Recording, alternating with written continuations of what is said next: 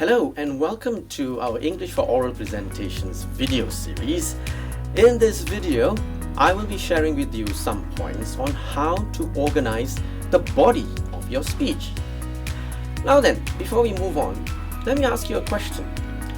How many times have you come out of your presentation hall or room regrettably wondering, oh gosh, I didn't have time to present this main point. I did not touch this point at all. Chances are you did not plan your body of your speech well enough to be able to plan the main points in a certain order that you might cover it within the certain time limit. Okay, putting it all in very simple fact, let me just run through with you all the main points, the tips. Now the major points are the central features which form the skeleton of the body of your speech, according to Lucas 2012. In order to do these things, we need to put them in an orderly manner whereby you select only the main points that you come across from your relevant reading materials, from your journal articles, from your newspaper articles, and so on. After that, please also remember to look at the time that you're allotted. You have to squeeze in all the main points in order to fulfill them within the stipulated time that you're given. Fine. Now, put them all in this manner. For example, your specific purpose and your central idea. Let me give you an example. Talk about hypnosis as a subject that you want to present. Alright. You only want to inform the audience about the uses of hypnosis, nothing more. That will be your specific purpose. Further down, you will break them up and piece them all together into one central idea. The three major points, for example, of hypnosis, the uses of hypnosis. Mainly, to control pain during surgery, to help people stop smoking, and to help students improve their academic performance. There you have it. Next, when we come back, I'll tell you how to put them in a certain pattern, a strategic order of organizing your body of your main points. When we come back next, be right back.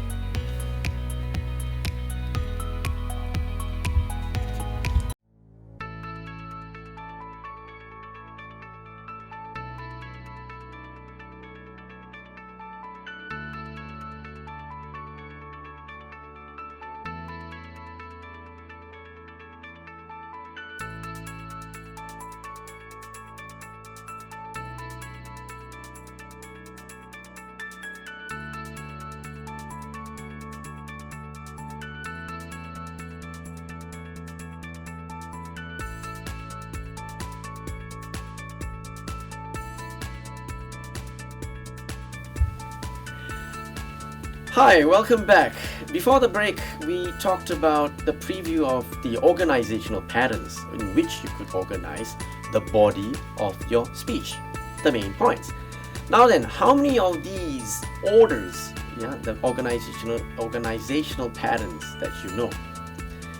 The chronological order, the spatial order, the causal order, the problem solution order, and the topical order. Let me go through them one by one and walk you through it. Let's take the chronological order. As the name suggests, chronological order. It relates to chronology. What is chronology? It means time. If you have a topic that relates to time, for example, the developments, the evolution of something, you have to put it in order so that you have an organized pattern and it relates to time. For example, let's talk about music, my favorite topic. The evolution of music throughout time and how it has affected our lives throughout the years. How are you going to structure your main points? Put it in this way. The specific purpose will be to inform my audience about how music has affected our lives throughout the years. And in your main points, you structure them in this way. Main point 1, music in the 1960s. Ella Fitzgerald, for example. Dean Martin, My Father's Time. Point number 2, you move on to music in the 1970s. The Beatles, Led Zeppelin, glam rock, David Bowie. And point number 3, music in the 1980s, which we highly regard as the awesome 80s, the best era in music history, arguably. Alright, moving on to the spatial order. What about this order? This organizational pattern will touch on the directional pattern. You move from left to right, from top to bottom. For example, if you're going to describe a structure, a design of a building, a place, a water theme park, for example. I give you a good example. A specific purpose could be to inform my audience about the structure and the design of the Kuala Lumpur iconic tower. Now, how do you place your main points in order? Take, for example, main point number 1. You could start with the lowest section of the tower that accommodates the entrance, the gift shop, and the restaurant. Moving on, point number 2 would be the middle section of the tower. So from the bottom, you move on to the middle. Then you talk about the elevator, how it's controlled by the staff, etc., etc. Point number 3, main point number 3, could probably consist of the observatory deck, where you have a 360 view of the spectacular view of Kuala Lumpur. So you have your 3 main points there. Fine. What happens if you have a problem solution or a causal order? Okay, this method of speech will require you to use the cause-effect relationship. Putting it all simply, you could probably start with a specific purpose. For example, to inform my audience about the possible effects, the causes and effects for the water cuts in our country. Main point could be, what happens if you have a water cut? Well, the water cut will disrupt the air conditioning in the shopping malls, in offices, and it will disrupt sales. People will not go into the shopping malls. That will be your supporting details. Point number 2, water cuts will disrupt machines in the factories, causing them to close, and there goes your economy. Point number 3 could be water cuts disrupting the sanitary measures, the cleanliness, sewage, etc., etc. So you've got all your 3 main points for the causal order. Moving on, we've got the problem solution order. This comes when you have something in mind, for example, a problem that requires a solution. According to Lucas, it's the seriousness of the problem that you've got to bring up and the solution to it. For example, to persuade my audience that legislation, if you're talking about water cuts and the abuse of river pollution, we've heard about stories about people polluting the river unscrupulously. Your main points could be, number 1, errant offenders, people who pollute the rivers, and they're fast becoming a problem, and becoming a widespread national problem perhaps. And the second point could be how to solve the problem. You can solve the problem by probably imposing a higher penalty for these errant offenders. Got that? Lastly, you've got the topical order, and this is when you divide them into your subtopics, etc., etc. A method where you divide into logical and consistent subtopics according to Lucas 2012. For example, your specific purpose for a topical order kind of topic will be to inform my audience about the uses of water in our lives. There are many points about the uses of water. Now, main point number 1 could be 3.1, water is useful for humans. Main point number 2, water is useful for flora.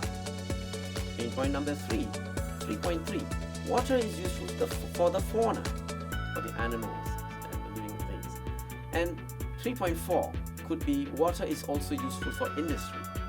You could probably run cars in the future and run our factories, our machineries. These are the uses of water that you could probably base them in order. We'll come back next. Up next will be how to deliver and put all these main points together in a smooth flowing manner. Since you've got all the main points all in order, how do you deliver them in a structured manner. Catch you later.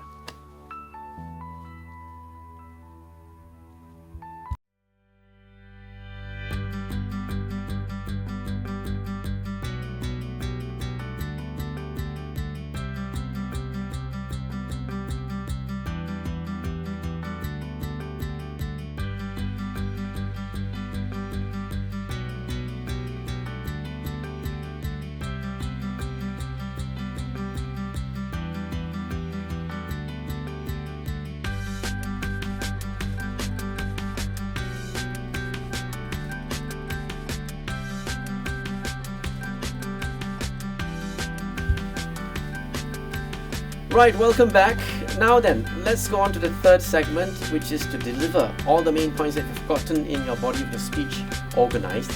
How to deliver them in a smooth flowing manner. Now, before the break, I showed you the types of connectives. You got to connect them together in order to have a smooth flowing array of points with your supporting details and examples. All right, let's start with the first one, the transition. What are transitions? And then the internal preview, the internal summary, and the signpost. Let's look at it one by one. Before that, it's a good mention, particularly as well, your supporting materials. All these will accommodate the transitions and the smooth flow of your main body of the speech and your supporting details together. All right, the materials used to support your speaker's ideas. All right, now the connectives. It talks to you about a word or a phrase that connects the ideas that you want to say and you want to put together and the relationship between them. Okay. Now the types of connectives, the transition, the internal preview, the internal summary, and the signpost. Okay, here we go. The transition. I think you've known by now, it's a word or a phrase that indicates the speaker has finished one thought and is moving on to another. For example, we have heard people using these phrases. Now that we have explored the ancient origins of astrology, let us turn to, or let us move on. Yeah. Having said that, moving on, that's one example. You also need to have an internal preview, preferably. You promo what's coming next. For example, a statement that will tell you about what's coming next that you're going to discuss. An internal preview could be in this form. Well, in discussing how Asian Americans have been stereotyped in the mass media, let's look at the origins. So you're going to preview, coming up next. Moving on, you also have an internal summary whereby before you preview, you summarize what you've presented till thus far. A statement probably to tell us a summary of what you've covered so far. That's an internal summary. And you also have signposts, words that indicate whether it's going to be the beginning or it's going to be an explanation, an example that you're going to present, or you're going to come to the end of your speech. So where the speaker will be alert, all right, you'll be getting ready to expect what's coming up next. And you can focus on the key ideas that you're going to present next.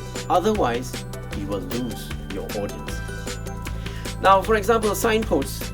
You could probably use words like the first step, the second step, the third step, or firstly, secondly, thirdly, and so on. Next, therefore, all these will give you different indications of where you are in your speech. And with that, we've come to the end. Now then, you've got everything in order. Let's review. Thus far, you've got your organizational patterns, the causal orders, the chronological order, the topical order, the causal order, and the problem solution order. Depending on your topic, put them all in these orders and organize your main points in a systematic way. Don't forget, you've got your time factor as well. Always time yourself and rehearse using a stopwatch in front of a mirror or in front of your friend, etc., etc. And there you have it. You've got all your main points in order for the body of your speech. Next is a stroke of luck and confidence. That's it. You've got everything in order now. So all the best with a stroke of confidence and lots of practice. Happy presenting.